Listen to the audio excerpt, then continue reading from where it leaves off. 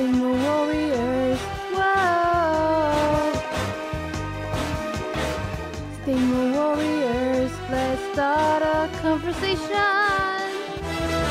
We went to Vancouver, I think it was like 2 years ago or so, and we were traveling through the mountains. And it was scary. I mean, I thought that the mountains were going to crumble on me and the van that we were going through. And it was hard on the van as well. But we had to have some fresh air because our legs were and our butts were coming numb. And well, I had my Game Boy with me. I was laying on the grass playing while my brother was looking at the construction across the street. And my brother and I, we both have disabilities, and a cop came, and apparently somebody complained that there was a grown person without a kid on the park, which is weird because how would they know that? That is weird. Anyway, we felt embarrassed. It's not like the cop had done anything wrong or anything. It's just that we're not used to talking to police.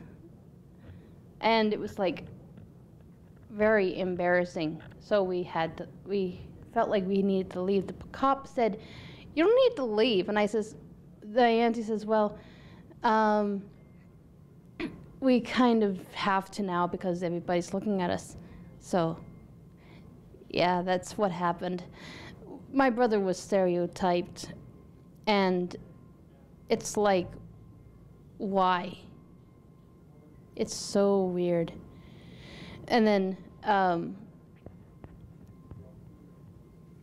it doesn't make the day or anything even better when you stereotype people, right? So that was very embarrassing. What are some potential challenges when police meet people with disabilities?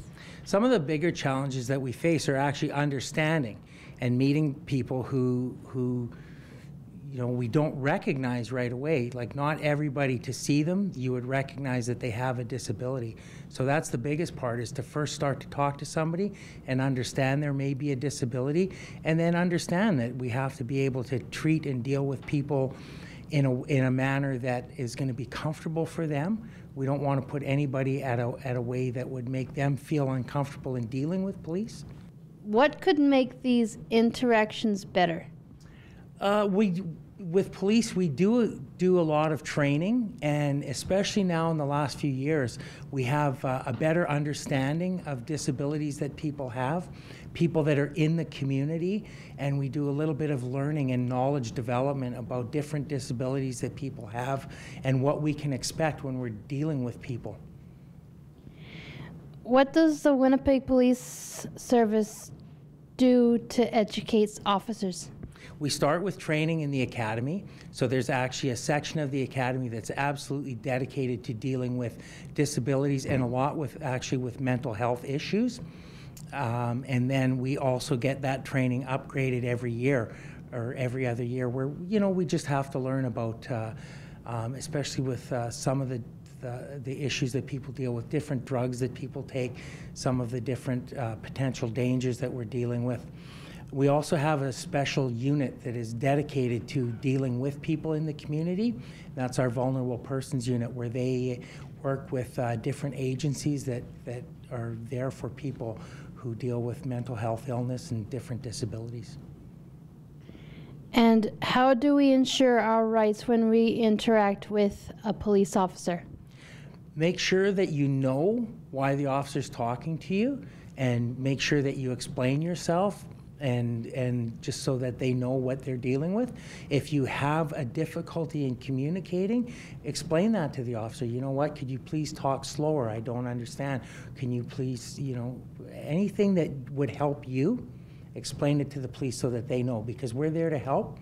And a lot of times we're dealing with people in a very emotional or a very upsetting way, and we could be dealing with you when you're very upset. And it helps if you tell us right from the start. I'm very upset, and just so you know, this is one of my problems, and I may, have a hard time communicating with you, because we're here to help, and we want to help everyone. People without disabilities say that they're against people with disabilities living on their street because of bad experiences. When people with disabilities could say the same thing about normal people, it's not fair or right. But sadly, this is the fact. And people have the right to their opinion, and here's mine. If you stereotype people, they could stereotype you back.